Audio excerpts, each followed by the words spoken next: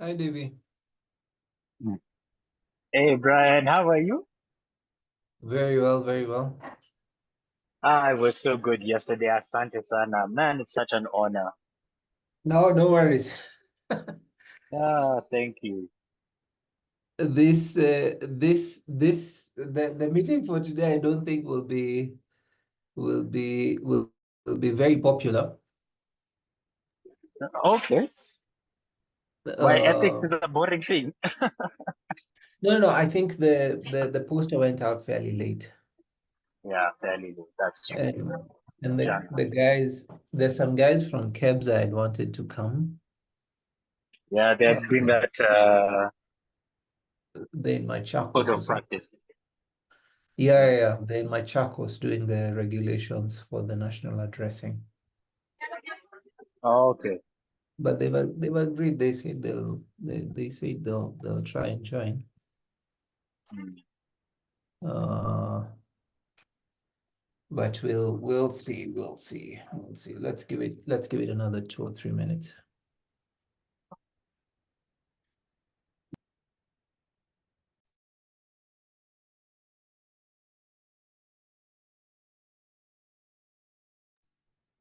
Karibu Paul.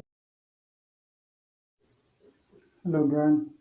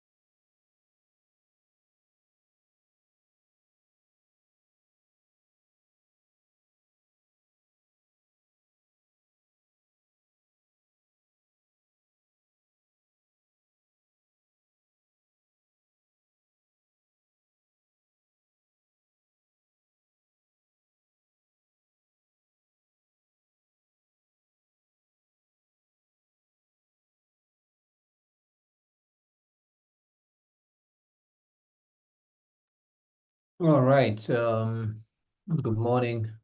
Good afternoon. Good afternoon. Well, morning has just disappeared. Good afternoon, everyone. Karibuni sana. I think we can start so that we also respect the time of the guys who've been here on time. So there's special guest we had requested to join us to discuss the implementation options of the code of practice. So I don't know whether any of you guys were able to have been able to see the code of practice. Um, I think we have it hosted in our site somewhere. Maybe Munyao, you can try and and share it. I think it could be behind a username password pair, but I think, I don't know. I'll leave that to either Munya, or you can try and probably also get a chill to probably share the code of practice as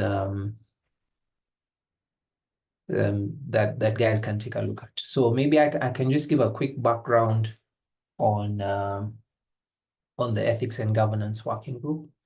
So why have we proposed and decided for this to happen? I was actually surprised that it's interesting. There are quite a number of people who are interested in language. But when we started the COP, about there were about 160 people who subscribed, and I think almost 50% of those were lawyers.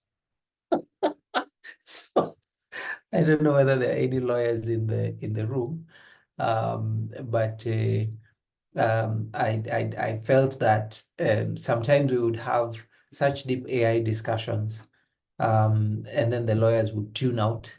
And then at other times we would have such deep governance discussions that sometimes the techies would tune out. So that was one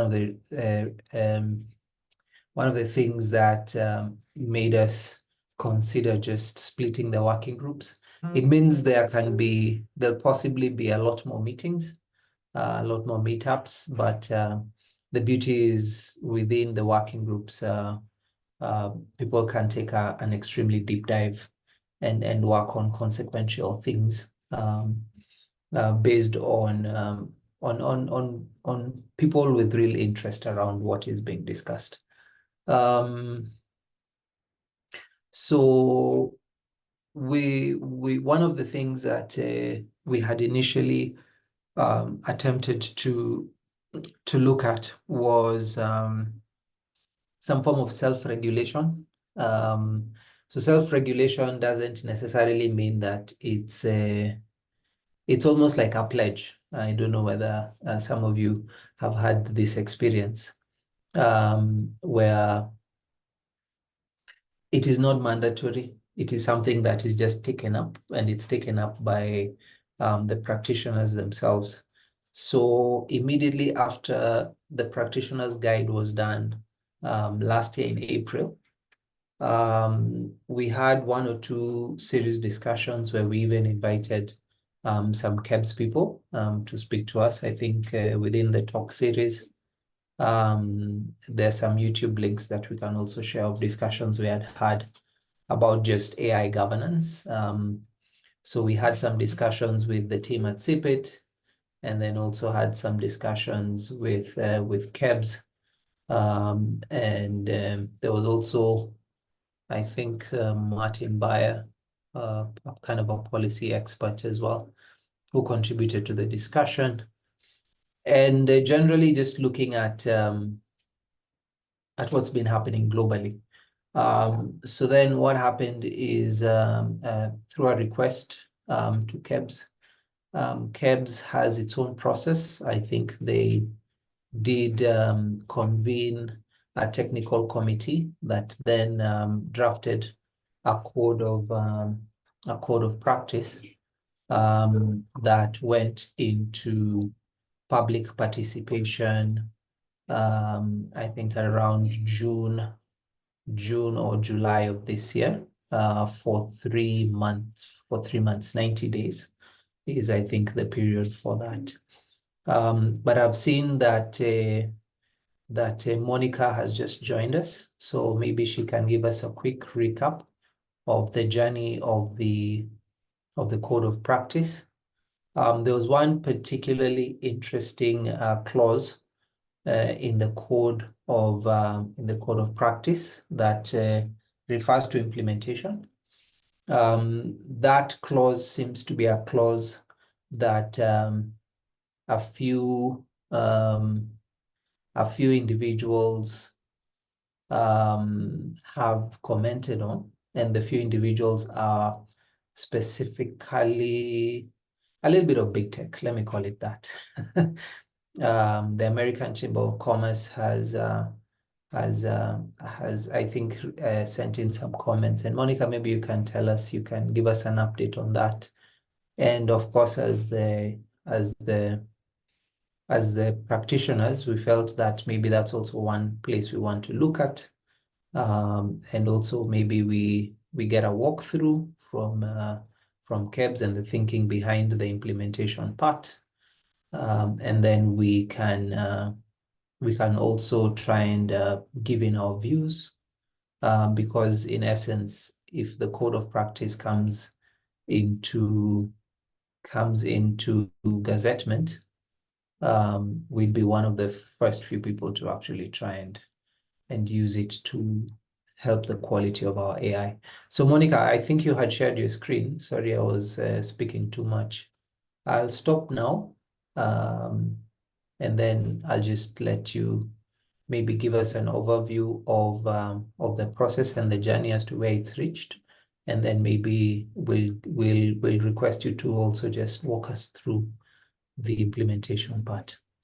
Over to you, Monica.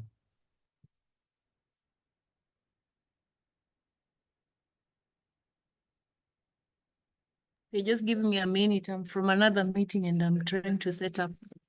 I have to stay near the meeting because I don't have Wi-Fi. So just Okay, so I can continue speaking. Then I think the other thing for us, maybe also in discussion with Monica and the KEBS team, if we can also, I believe KEBS has also received a little bit of correspondence and recognition from some global bodies for just attempting to do this. That's why I think for us also to be in the front line to attempt to do something like this within the region of Africa can be a trailblazer in terms of a particular approach of self-regulation. Not to say that we are for regulation in this other way or anti-regulation in this other way.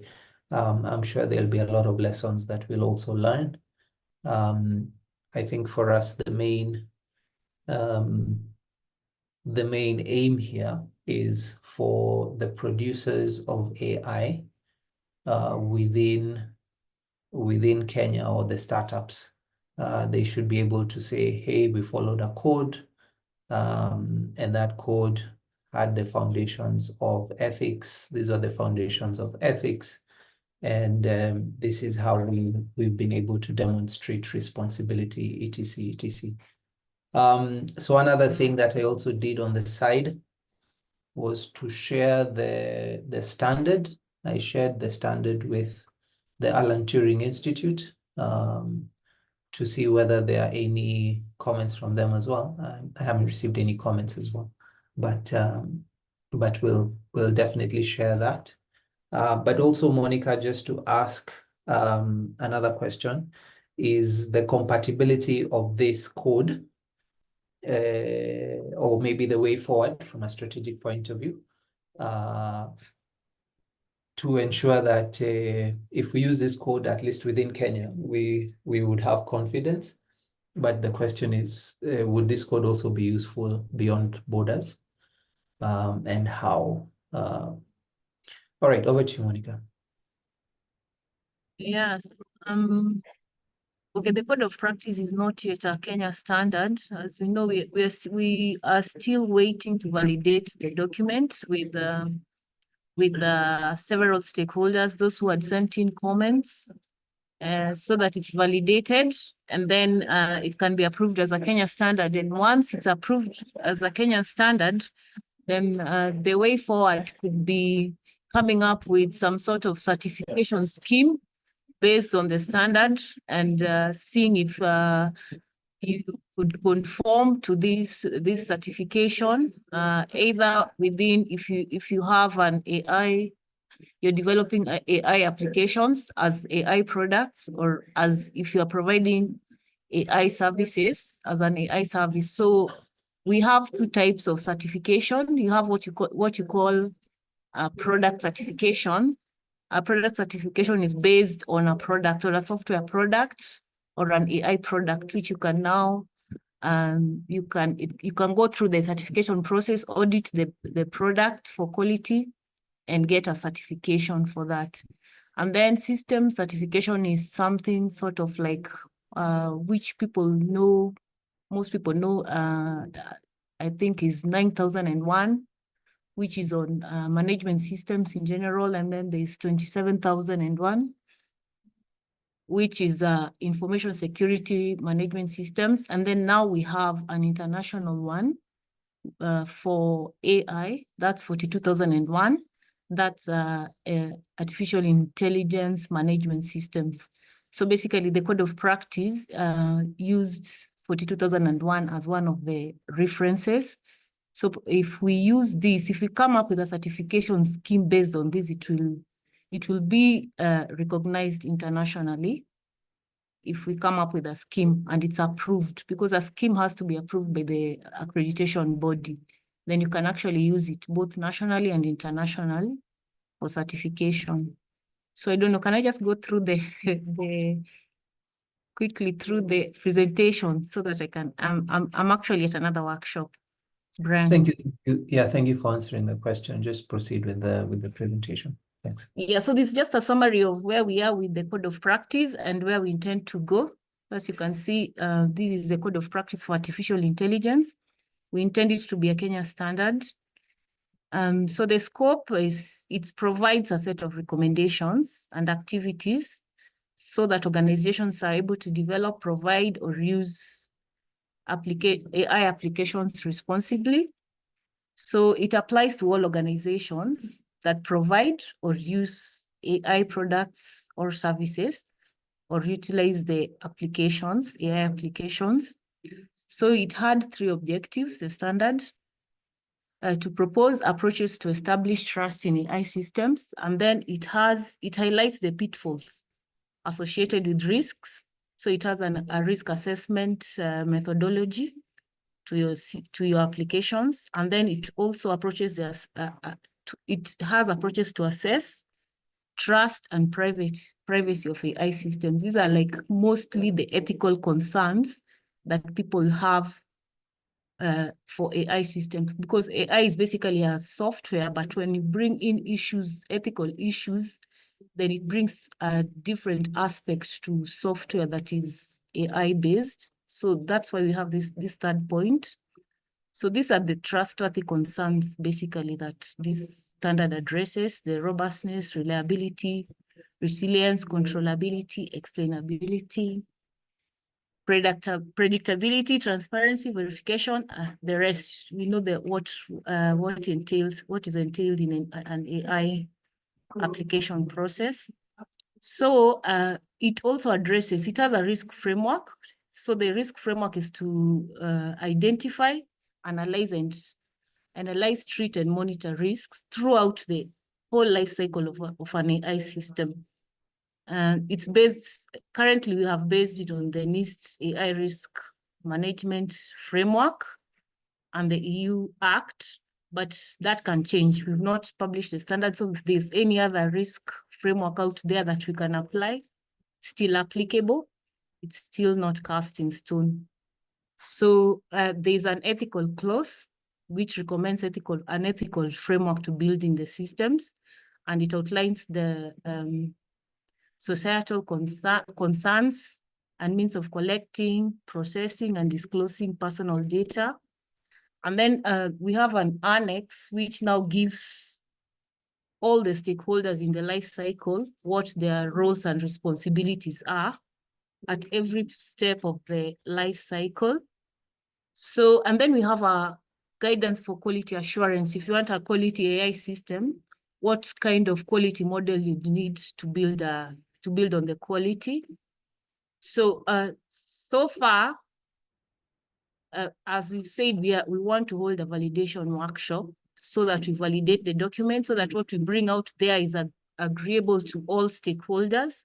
So this one we are considering the next 2 months, and we hope the standard will be published in December. And so for the implementation, as I've said, the certification is based on 42001, which is the international standard for, it's a framework that establishes implementing, maintaining, and improving on artificial intelligence management systems within organization. So this particular standard provides a set of recommendations intended to help organizations develop, provide, or use AI systems responsibly.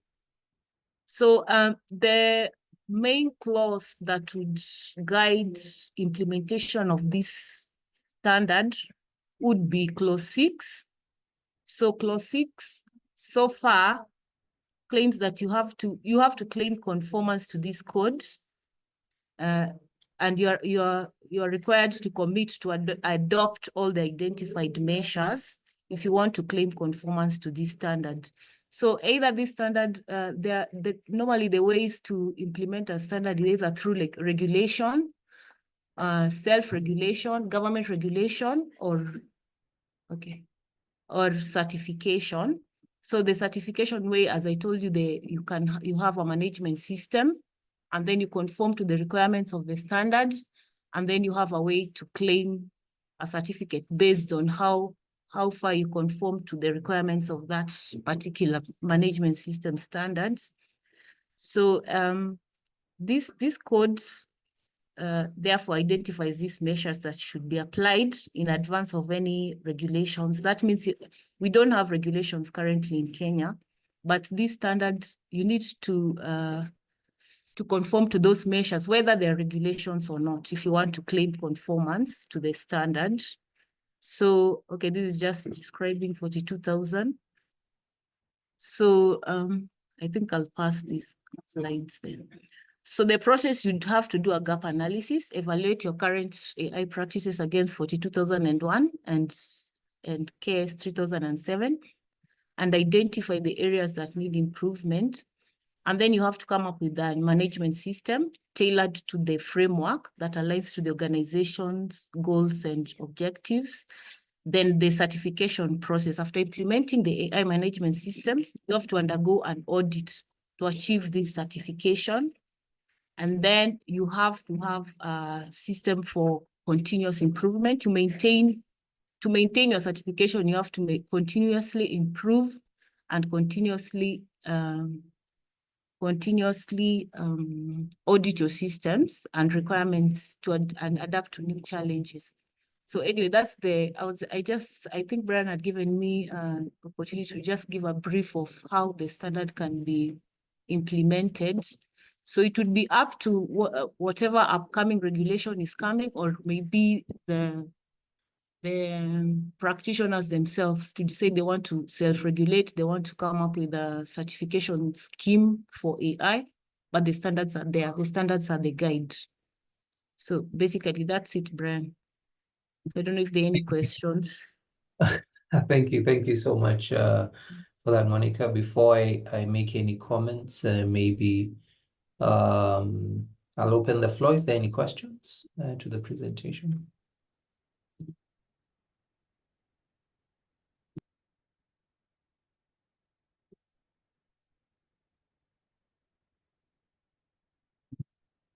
Somebody's asking for the code of practice document. I don't know, in the chat. Paul. No, it's been already shared. No, Okay. yeah, I was sharing. Okay.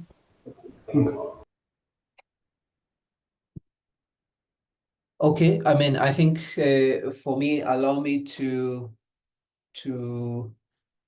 ask based on because I know once this was published and became public, there must have been a few reactions. So I know that's a little bit of just giving us context in terms of the people who are also interested in this discussion.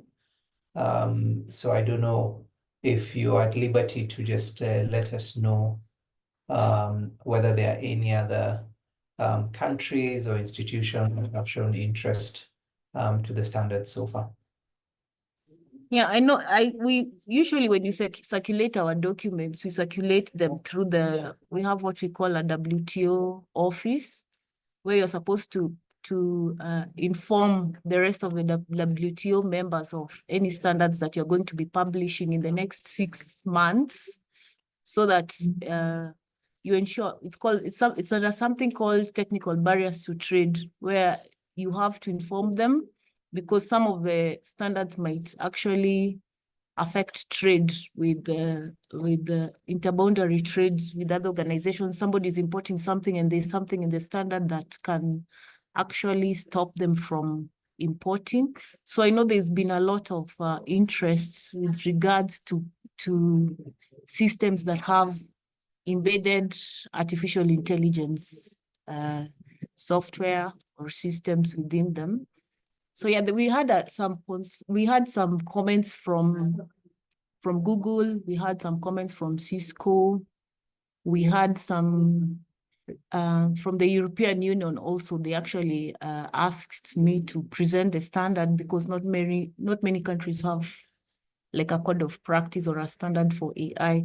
So they're also going towards the direction of having a common framework for evaluating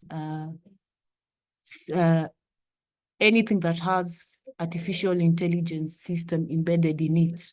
So there's a lot of international interest on how this will be implemented, how it will be regulated, or how it will be, it will be certification, whether there will be agreements, trade agreements, and that kind of thing. We had some interest also from China. Their concern was also the same, or how are we going to regulate systems that are coming into the country? Or also they had some concerns regarding the level of disclosure of the systems. In terms of the standard specifies that you need to give, there's a lot of documentation that you need to, although currently it was as a guide, documentation that you need to provide when you're developing your system for disclosure. So they had those concerns of, to what extent are you supposed to disclose your systems in terms of trust and ethical issues. So yeah, those are some of the comments we received internationally based on how it will be implemented. Okay, I think that is that is interesting. That actually the conversation that we're having is also a conversation that has generated a bit of interest internationally. But one of the things I would want to say, and also congratulate KEBS for. I know it's been a journey of about a year, but you've made it very clear that it's a standard that incorporates a risk framework. It also has an ethical framework.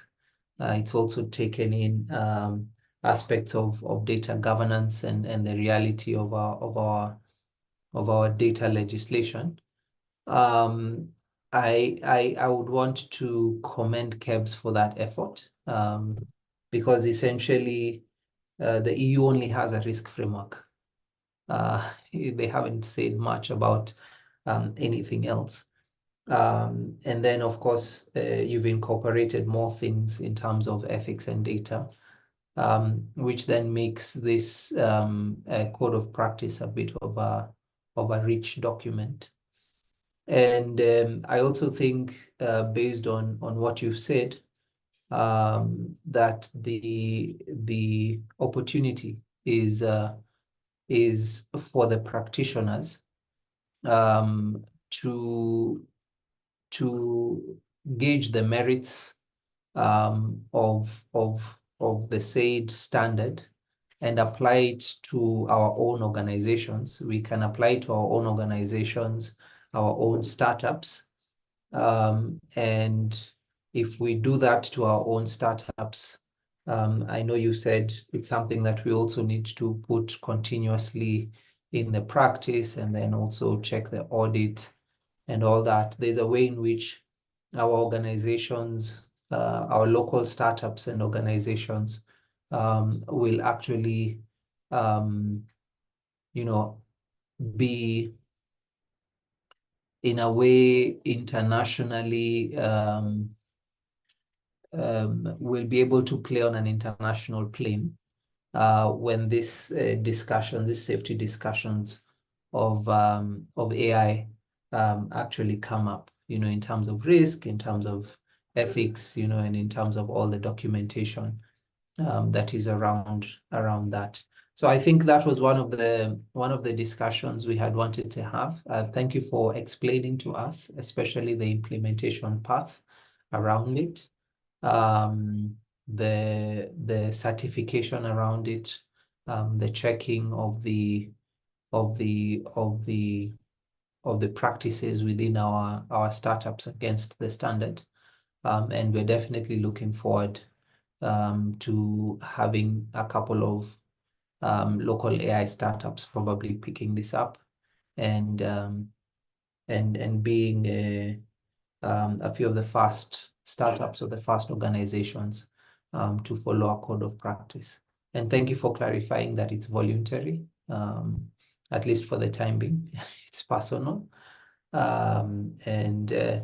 As and when, because we know there's also a conversation that is happening at the top about regulating AI. But we'll leave that process for those individuals who are pushing things from that perspective. Beyond this, maybe I just wanted to ask you another question, Monica, before we release you. So the code of practice, as you said, is a product certification and a system certification, so product or service. Are there any other standards you think are relevant we can start working on? Are there also a number of other AI standards that KEBS has that can be useful? Or is this code of practice comprehensive on all of them? Yeah, obviously for standards, they keep their dynamic documents. So when issues, you know how fast AI changes. So when issues change, you might need to have new standards coming up. So yeah, we have standards. Maybe the most relevant that we need to have are data quality standards. So we have specific standards for data quality that we would need to adapt. We have specific standards also for AI specific data, which would also need to think about. So the other overarching ones, like maybe data centers, there are standards on machine learning that we need to think about that have been developed under ISO that we need to think about adopting or adapting. But for now, for the system, these are generic standards. The ones we have now, 42001 is generic for setting up your AI system if you're an AI organization. And 3000, the Kenya standard basically is more focused on the product certification on AI products. If you need to come up with a certification scheme, but there are other related standards in terms of AI application development, as I've said, data, machine learning, and those kind of areas where AI is involved. Okay. I think that's good. Okay, before I proceed, John Ekiro, you have your hand up. Hand over the mic to you. Thank you. Just confirm if I'm clear. Yes. All right, thank you. A question to Monica. A few concerns on the timeline. I'm not sure if I missed it, but you mentioned that you're looking up to like settling this in December. That's like 2 months from now. Do you think that's, or is it that the session had already started? in terms of collecting the public opinions in that? Is it that you're taking 2 months, or this one had started a bit earlier? Because if it's taking 2 months, I'm a bit concerned about the time frame, considering this has to do with a lot of consumers and such. Is it that you're going to use the 2 months, or you already had done it earlier? Another concern is this code of conduct to is it only concerned about the current production of AI systems, like the ones that are already preparing or in the process of coming up with the new AI systems? Or is it also to conform with the current AI in terms of the open sources and the ones that are existing, the NLPs and that? Yeah, okay, maybe I'll answer the first question on the 2 months. The standard has already been circulated for public review, for public participation, and that's why I was saying we got a lot of comments from both internationally and locally. We got some comments. So it was circulated, I think, for 60 days between April and June or beginning of August. So that process of public participation, we had completed it. So the remaining process is the process of validating the document, incorporating the comments received from the public, and now publishing the document as a Kenya standard, because it's still a draft. So the 2-3 months are just for the validation, having a validation workshop. And then we have a process where the technical committee in KEBS has to approve the final document with the incorporated comments that were collected, and then presenting it to our board to now approve it.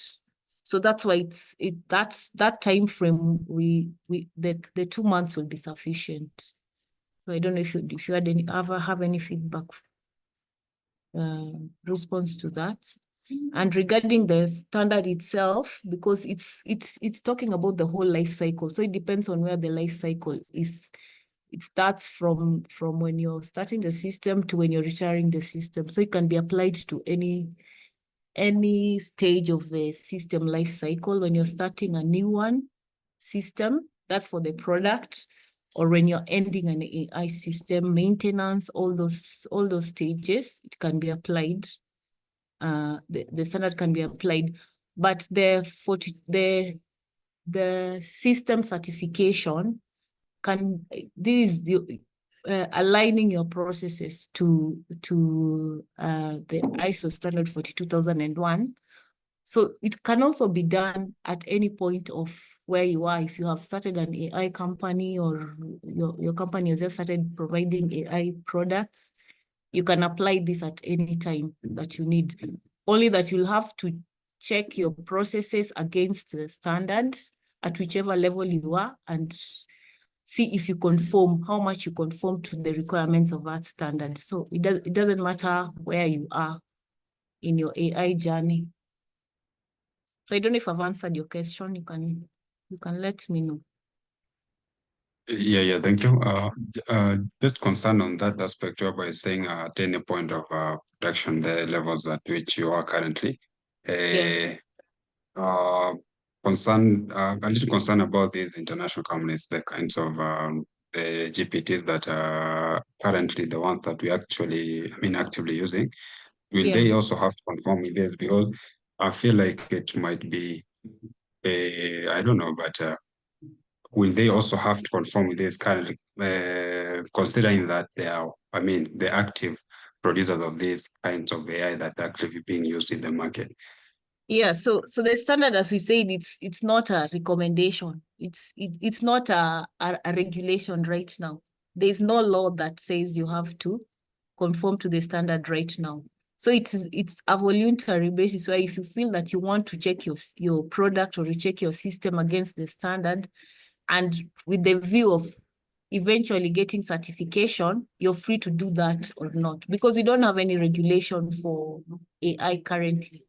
So there's really no concern of saying somebody must do this. It's just checking what you're doing against requirements of a standard for to conform to the requirements of that standard, and to either to get certification or to make sure that you're conforming to the requirements of AI, the trustworthy, ethical risks, and that kind of thing. So they don't have to conform because it's not a regulation currently.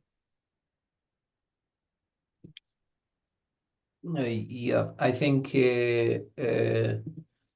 thank you so much for making that clear, Monica. So this is a self-regulatory approach, so it's voluntary if you wish.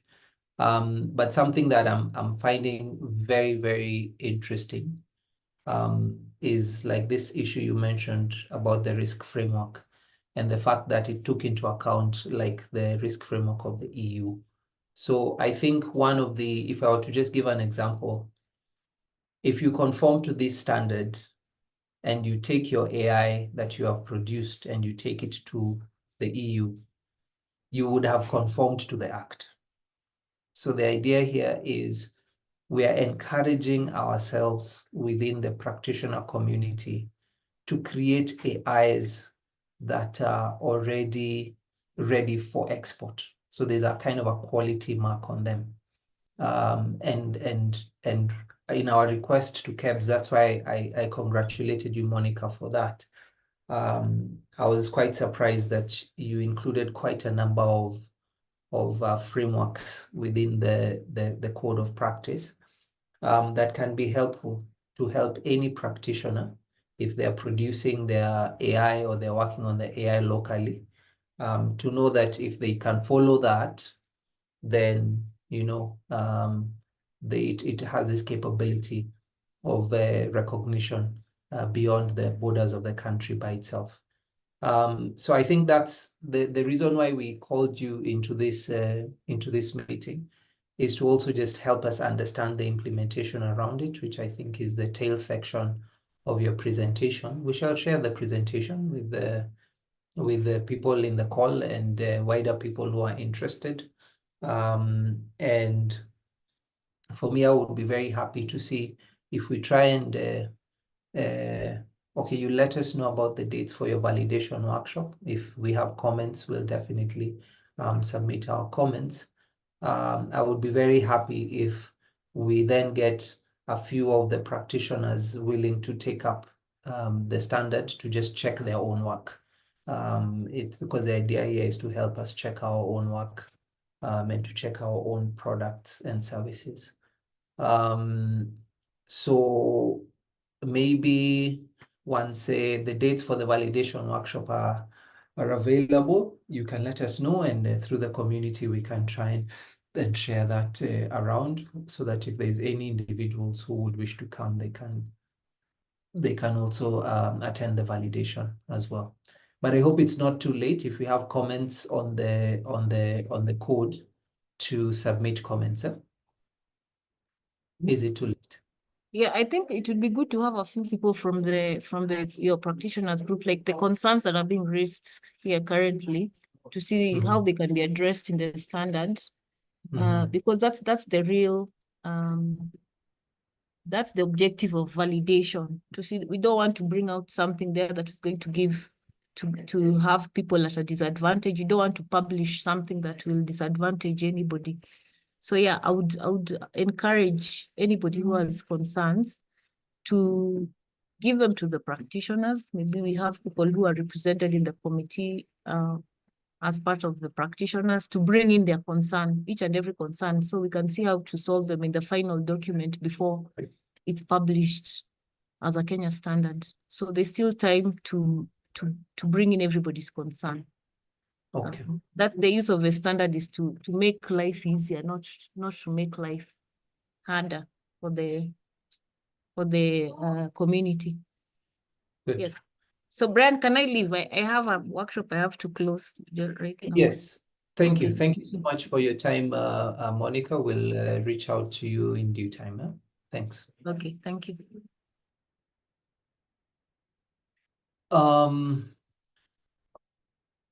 Okay, so for me, what I'll say is it seems like there's a little bit more in terms of standards that KEBS might have, which can be useful for some of us who are developing AI solutions.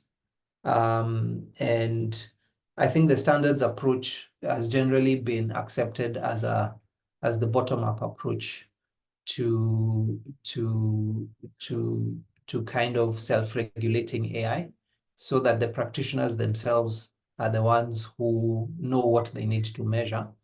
And Monica has mentioned a number of other standards. I'm seeing here she had mentioned standards on data quality, AI-specific data, and then there are also some standards on machine learning, etc., etc.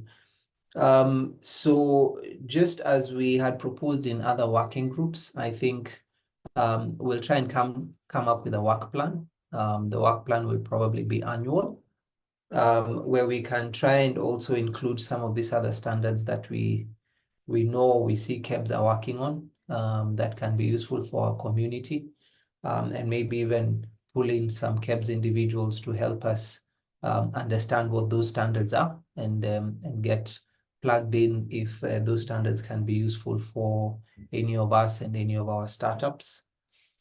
I think the other thing is, within the work plan, we can discuss this certification scheme. In my head, the certification scheme seems to be something we can do at a peer level. So if there's someone who understands the standards and has been able to implement it, then they should be able to help other people to do the same. So that conformity to the standard is then something that people can take up as a badge of quality. So I think one of the other items, one item is a validation committee in terms of implementation and operationalization of the code. Then the second thing I think for us is to look at the creation of a work plan.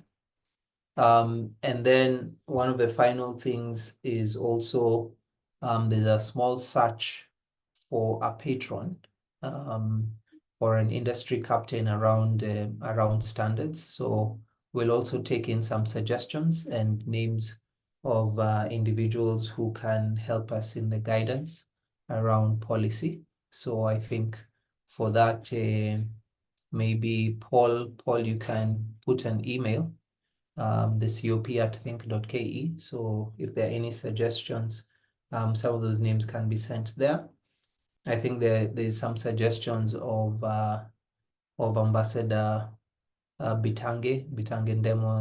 His name has been floating around, and then there are a few individuals who are also really concerned about governance from our perspective. But I think it's also important for us to note that we don't want to get involved in governance from a political perspective.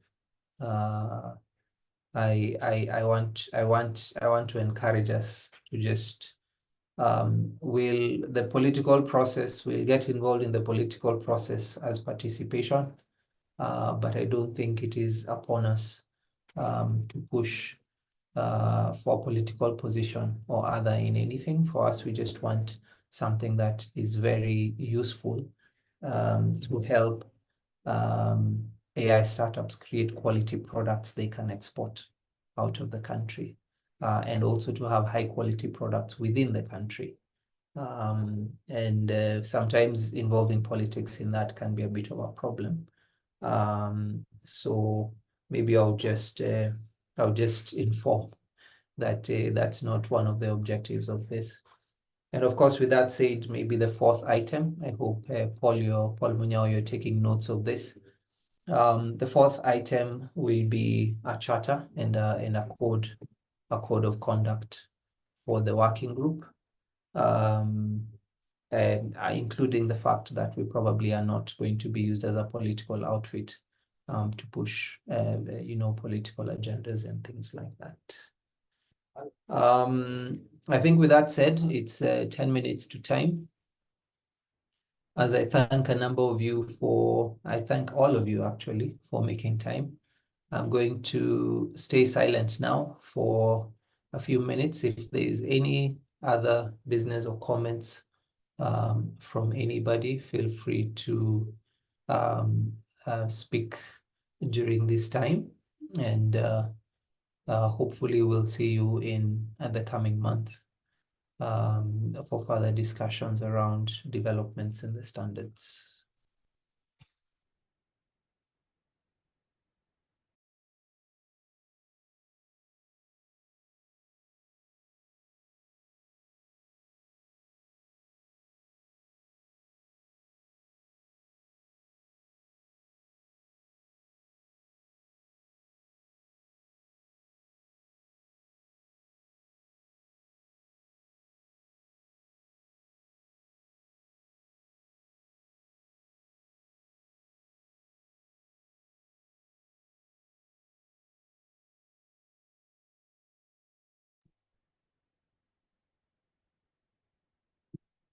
I'm guessing silence means at least we're all good for up to this point.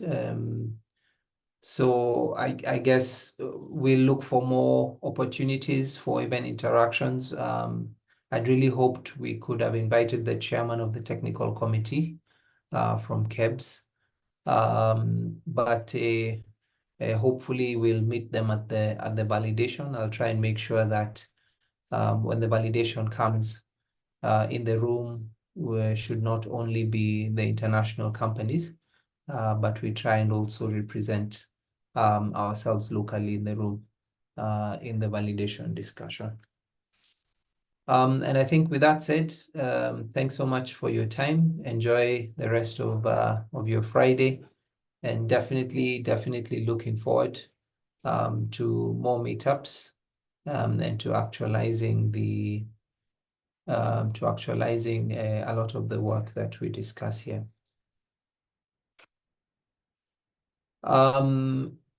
Yes, so Ekiru, we probably are going to be having these meetups on governance on a monthly basis, so we'll definitely share that. If you did register for the call, we do have your contact, so we'll be able to share quite a number of that. And we also have a COP website page, so we'll also be posting most of the stuff there. And then on the platform as well, there are other items of engagement, other ways of engagement that we'll also include. So I'll leave that to Paul Munyao. So Paul Munyao will also try and possibly reach out and explain to you about that as well. So this is actually just for practitioners. We try and get people who are interested in the space itself. And of course, maybe interested in the governance as well. We do have other working groups.